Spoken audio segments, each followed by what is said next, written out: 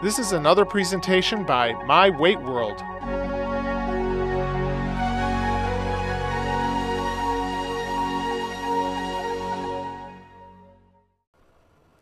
Exercise. Types of stretches.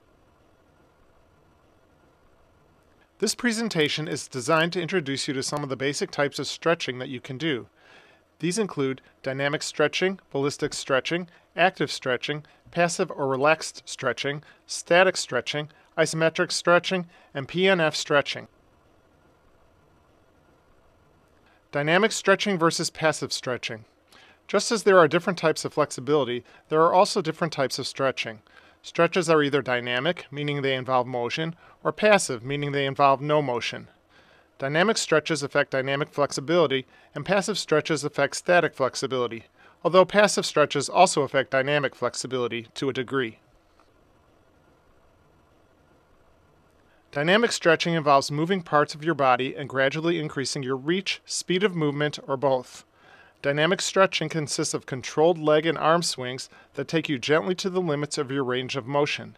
In dynamic stretches, there should be no bounces or jerky movements. An example of dynamic stretching would be slow, controlled leg swings, arm swings, or torso twists. Dynamic stretching exercises should be performed in sets of 8 to 12 repetitions. Be sure to stop when and if you feel tired. Tired muscles have less elasticity, which decreases the range of motion in your movements. Continuing to exercise when you are tired resets the nervous control of your muscle length at the reduced range of motion used in the exercise and will cause a loss of flexibility. Once you attain a maximal range of motion for a joint in any direction, you should stop doing that movement during that workout. Tired and overworked muscles won't attain a full range of motion, and the muscle's kinesthetic memory will remember the repeated shortened range of motion that you will then have to overcome before you can make further progress. Ballistic stretching uses the momentum of a moving body or limb in an attempt to force it beyond its normal range of motion. This is stretching or warming up by bouncing into or out of a stretched position. It uses the stretched muscles as a spring that pulls you out of the stretched position. For example, bouncing down repeatedly to touch your toes. This type of stretching is not considered useful and can lead to injury. It does not allow your muscles to adjust to and relax in the stretched position. It may instead cause them to tighten up by repeatedly activating the stretch reflex. Active stretching is also referred to as static active stretching. An active stretch is one where you assume a position and then hold it with no assistance other than using the strength of your opposing muscles. An example is raising your legs and then holding them in that position without anything other than your leg muscles themselves to keep the legs in the extended position. The tension of an active stretch helps relax the muscles being stretched by reciprocal inhibition, the relaxation of one muscle and simultaneous contraction of its antagonist. Active stretching increases active flexibility and strengthens the opposing muscle groups. Active stretches are usually quite difficult to hold and maintain for more than 10 seconds and rarely need to be held any longer than 15 seconds. Many of the movements found in various forms of yoga are active stretches. Passive stretching is also referred to as relaxed stretching or as static passive stretching. A passive stretch involves assuming a position and holding it with some other part of your body or with the assistance of a partner or some other apparatus. For example, raising your leg and then holding it in place with your hand. Performing the splits is an example of a passive stretch. Here the floor is the apparatus you use to maintain your extended position. Slow, relaxed stretching is useful to relieve spasm in muscles that are healing after an injury. However, check with your doctor before attempting to stretch injured muscles. Relaxed stretching is also great for cooling down after a workout and helps reduce post-workout muscle fatigue and soreness. Many people use the term passive stretching and static stretching interchangeably. However, there is a distinction between the two. Passive stretching occurs when some external force, either another person or an apparatus, brings the joint of a person who is relaxed, passive, through its range of motion. Static stretching consists of stretching a muscle or group of muscles to its furthest point and then maintaining or holding that position. Isometric stretching is a type of static stretching. It does not use motion, which involves the resistance of muscle groups through isometric contractions or tensing of the stretched muscles. Isometric stretching is one of the fastest ways to develop increased static passive flexibility and is much more effective than either passive stretching or active stretching alone. Isometric stretches also help to develop strength in the tensed muscles, which helps develop static active flexibility and seems to decrease the amount of pain usually associated with stretching. The most common ways to provide the needed resistance for an isometric stretch are to apply resistance manually to one's own limbs, to have a partner apply the resistance, or to use an apparatus such as a wall or the floor to provide resistance. An example of manual resistance would be holding onto the ball of your foot to keep it from flexing, while you are using the muscles of your calf to try and straighten your instep so that the toes are pointed. An example of using a partner to provide resistance would be having a partner hold your leg up and keep it there while you attempt to force your leg back down to the ground. An example of using the wall to provide resistance would be the well-known push the wall calf stretch, where you are actively pushing against the wall. Isometric stretching is not recommended for children and adolescents whose bones are still growing. These people are usually already flexible enough that the strong stretches produced by the isometric contraction have a much higher risk of damaging tendons and connective tissue. It is recommended that you precede any isometric stretch of a muscle with dynamic strength training for the muscle to be stretched. A full session of isometric stretching makes a lot of demands on the muscles being stretched and should not be performed more than once per day for a given group of muscles, ideally no more than once every 36 hours. The proper way to perform an isometric stretch is assume the position of a passive stretch for the desired muscle, tense the stretched muscle for 7 to 15 seconds, resisting against some force that will not move, like the floor or a partner. Relax the muscle for at least 20 seconds. Repeat several times.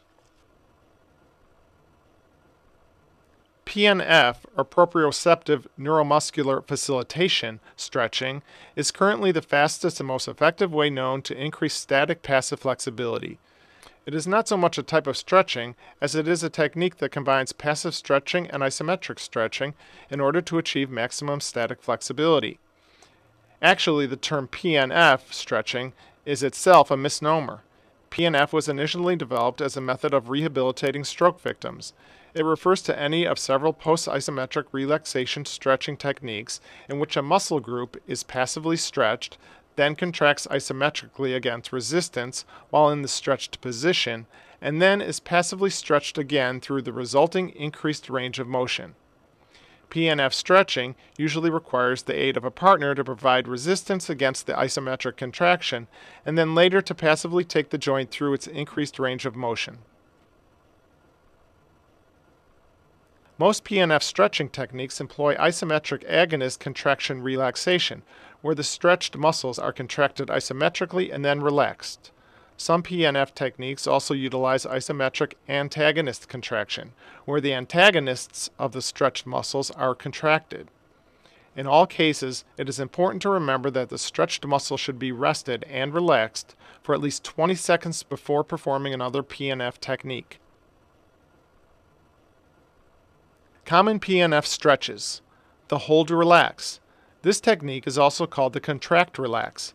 After assuming an initial passive stretch, the muscle being stretched is isometrically contracted for 7 to 15 seconds, then the muscle is briefly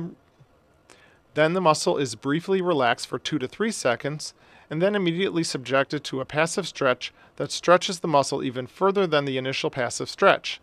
This final passive stretch is held for 10 to 15 seconds. The muscle is then relaxed for 20 seconds before performing another PNF technique. The hold, relax, contract technique is also called the contract, relax, contract, and the contract, relax, antagonist contract. It involves performing 2 isometric contractions, first of the agonist, then of the antagonist. The first part is similar to the hold, relax, where after assuming an initial passive stretch, the stretched muscle is isometrically contracted for 7 to 15 seconds. Then the muscle is relaxed while its antagonist immediately performs an isometric contraction that is held for 7 to 15 seconds. The muscles are then relaxed for 20 seconds before performing another PNF technique. Notice that in the hold, relax, contract, there is no final passive stretch. It is replaced by the antagonist contraction, which via reciprocal inhibition serves to relax and further stretch the muscle that was subjected to the initial passive stretch. Because there is no final passive stretch, this PNF technique is less likely to result in torn muscle tissue and is considered one of the safest PNF techniques. The hold, relax, swing technique and a similar technique called the hold, relax, bounce actually involve the use of dynamic or ballistic stretches in conjunction with static and isometric stretches. It is very risky and is successfully used only by the most advanced of athletes and dancers who have managed to achieve a high level of control over their muscle stretch reflex. It is similar to the hold, relax technique, except that a dynamic or ballistic stretch is employed in place of the final passive stretch. Like isometric stretching, PNF stretching is not recommended for children and people whose bones are still growing. Also, like isometric stretching, PNF stretching helps strengthen the muscles that are contracted and therefore is good for increasing active and passive flexibility. Furthermore, as with isometric stretching, PNF stretching is very strenuous and should be performed no more than once per day for any given muscle group, ideally no more than once per 36-hour period.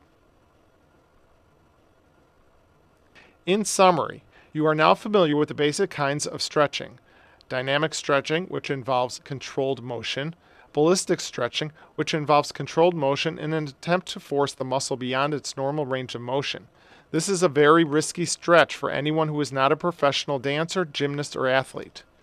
Active stretching, where there is no assistance other than the strength of your opposing muscles. Passive or relaxed stretching, where you assume a position and hold it with another part of your body or with the assistance of a partner or apparatus.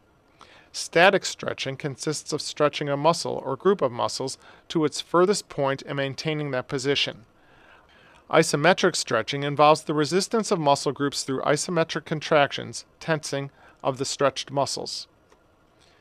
PNF stretching is less a type of stretching than a technique that combines passive stretching and isometric stretching to achieve maximum static flexibility.